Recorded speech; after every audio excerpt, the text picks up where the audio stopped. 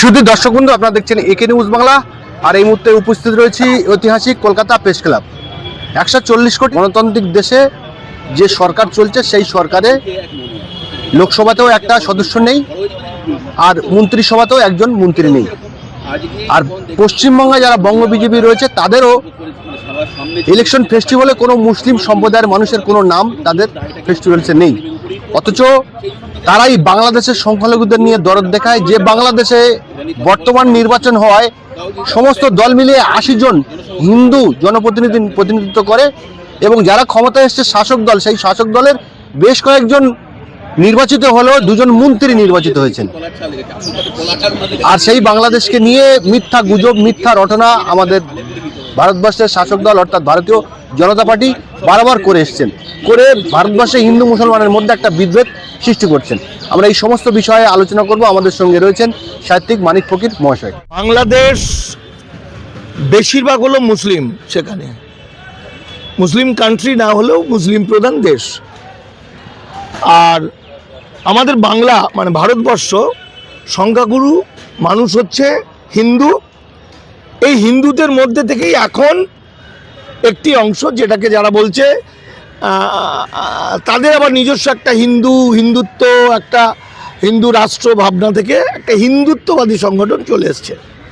এই যে আমাদের ভারতের যে বিজেপি হিন্দুত্ববাদী পার্টি, এই পার্টির নীতিগত সিদ্ধান্ত হচ্ছে ভারত হিন্দু রাষ্ট্র হবে, কিন্তু ভারতে কোনো মুসলমানকে রাখা যাবে না। অর্থাৎ সম্প্রতি গত পরশুদিন সম্ভবত লখনৌয়ের সরস্বতী কোনো এক প্রতিষ্ঠানে বক্তব্য রাখতে গিয়ে মোহন ভাগবত RSSের প্রধান বলছেন যে মুসলমানদেরকে ঘর ওয়াপসি হতে হবে, অর্থাৎ হিন্দু হতে হবে। আবার দিল্লির একটা খবর কালকে এলো, যেখানে মুসলমানদেরকে মেরে তাড়ানো হবে বা ভারত থেকে তাড়ানো হবে, এইটার উপর একটা প্রোগ্রাম হয়েছে, যেটা ভারত সরকার 63 লাখ টাকা খরচ করেছে। এটা হলো ভারতের মূল ফান্ডা এই সময়। তো এই জায়গা থেকে আমরা জানি যে লোকসভায় বা আমাদের কেন্দ্রের বিজেপি সরকার, ভারত সরকারের কিন্তু একজন এমপিও মুসলমান নয়, একজন মুসলমানকেও টিকিট দেওয়া হয়নি। কিন্তু কিছু কুত্তা বিড়াল মুসলমান আছে, ফ্যাপা করে হারামগুলো, তারা বিজেপি করে তারা হয়ে গেছে রাষ্ট্রবাদী মুসলমান। রাষ্ট্রবাদী শব্দটা অদ্ভুত ভালো শব্দ, কিন্তু সেটাকে একদম করে দিয়েছে কিছু মুসলমান। তারা মানুষগুলোকে মুসলমানদের বেনাগরিক বানানোর পক্ষে, তারা নামাজ আজান জাকাত রোজা বাতিল করার পক্ষে, তারা বেনাগরিক করার পক্ষে। মুসলমানদের এই বেঈমানদের সমাজ থেকে বিচ্ছিন্ন করতে হবে, এটা গেল একটা দিক। অপরদিকে মুসলমান কান্ট্রি কিন্তু বাংলাদেশ নয়, বাংলাদেশের গণতান্ত্রিক দেশ, কিন্তু সেখানে মুসলমান প্রভাব বেশিটা মুসলমান। তাহলে ওখানে মুসলমান প্রভাব, এই কথার ব্যাখ্যা দিতে গিয়ে আমি বলবো, ইসলাম ধর্মকে বলবো যে ইসলামের যেটা বিউটি, সেই বিউটিটাই হচ্ছে, সৌন্দর্যটাই হচ্ছে যে ইসলাম কান্ট্রিতেও কিন্তু সমস্ত ধর্মের অধিকার। বিশ্বনবী হযরত মুহাম্মদ যে নতুন আদর্শে, মানবতার আদর্শে যে আদর্শ এনেছিল, এবং তার ভিত্তিতে পৃথিবীর 57টা কান্ট্রিতে যে ইসলাম কান্ট্রি তৈরি হয়েছিল, এটা মানে এই নয় যে ইসলাম কান্ট্রিতে ইহুদিরা থাকতে পারবে না, ইসলাম কান্ট্রিতে হিন্দুরা থাকতে পারবে না, ইসলাম কান্ট্রিতে পৌত্তলিকরা থাকতে পারবে না, কোরেশরা থাকতে পারবে না, খ্রিস্টানরা থাকতে পারবে না। না, আমরা জানি বিশ্বনবী হযরত মুহাম্মদের আদর্শে উদ্বুদ্ধ।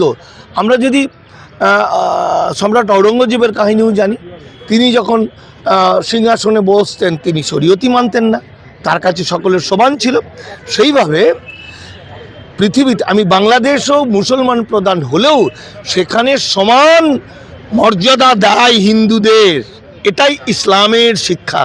শুধু তাই নয়, আমরা যুদ্ধে পরাজিত সৈনিকদের কিভাবে আক্রমণ করে পৃথিবীর নানা প্রান্তের মানুষদের আমরা দেখেছি, কিন্তু বিশ্বনবী হযরত মুহাম্মদ ইসলাম ধর্মে কিন্তু পরাজিত সৈনিক বা যুদ্ধ অপরাধীদেরও কিন্তু সম্মান জানানোর কথা বলেছে।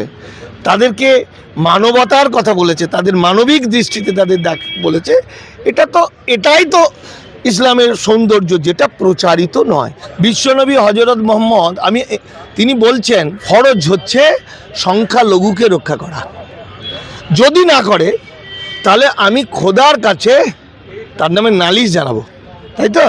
তাহলে বাংলাদেশ বেশিটা সংখ্যা গুরু, সেখানে বাংলাদেশ কিন্তু সেখানে বাংলাদেশের জনগোষ্ঠীর 8% সেখানে সংখ্যালঘু হিন্দু, কিন্তু তার চাকরি দিচ্ছে কত? 25%। এই জন্যই তারা মুসলমান। আমার ভারতবর্ষে 14% থেকে 15% হচ্ছে মুসলমান, সেখানে চাকরি কত? 1.5%।